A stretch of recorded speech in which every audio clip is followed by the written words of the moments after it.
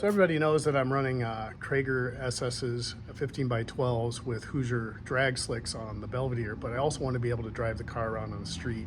A friend of mine's dad took these wheels off of a street rod. It turns out that they're 15 by 12s.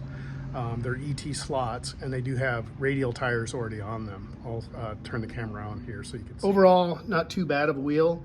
The Traegers are 4.5-inch backspace. These are 5.5-inch backspace, so that kind of gives us some room to use some spacers to kind of make sure that we can center these inside the wheel well. I'll show you some pictures of these next to the Traeger SS's, and you can see that the section width is pretty much the same on both the slicks and these radials. Where we might run into problems is the radial has a flatter sidewall, so the tread actually is a little bit wider than the slick, but overall section width is the same. So if we can move it in just a little bit, I've got room toward my leaf springs for these to fit and be able to clearance the outer wheel lip here. Not a huge fan of the 90s style tread pattern, but for the price, I just couldn't pass these up. I have a definite street tire that I'll be able to run on the Belvedere, unlike the Jack Pine Savage, where the only option I had were the slicks. So what am I gonna do about the finish of these wheels? They kind of look okay the way they are. Another thing I thought about is, you can have them lightly blasted and they give them an overall just kind of a unfinished look. That's one way to go. And then maybe look a little bit more nostalgic, a little old style. I also thought about having them powder coated satin black, and bear with me on that. I have a certain vision in my mind and haven't got around to doing it yet. Got plenty of time to think about it, but those are the things I was thinking about with these wheels.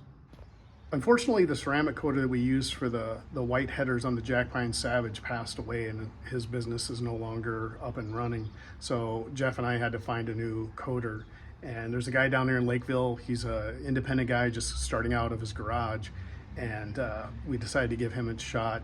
He powder coated a couple of pieces for Jeff's son Tyler for his black Duster. And Jeff talked to him about the ceramic coating, and he gave me a really good deal. He wanted to try this product. We wanted to get my headers that were originally just the black finish, the ones we used for mock-up on my Belvedere. I wanted to get them ceramic coated and be shiny silver. He doesn't have a big tumbler, and he's not really set up to do any polishing. So these came out. I'll show you a better picture of those there, but he was disappointed in them. I'm actually pretty happy with the finish. I'm going to try to polish them up a little bit myself.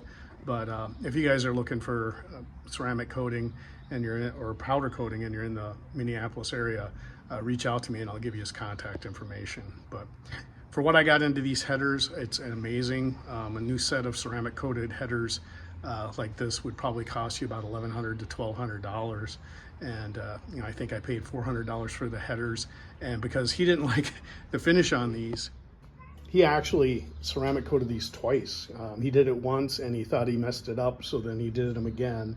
And because of the flat finish, he was pretty disappointed. But like I said, they need a tumbler and to be polished to bring out the true shine on them. And that's what I'm going to work on in this video. But overall, I'm very happy. Even if they don't come up much from this, they'll still look really good in my car.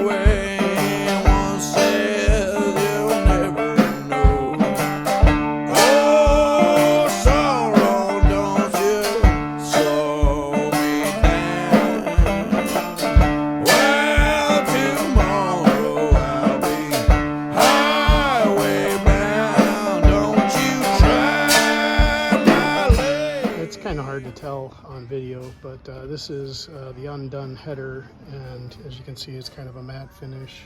And then we follow along here, a little bit more of a contrast. I don't know if it shows up, but it definitely does look better. Well,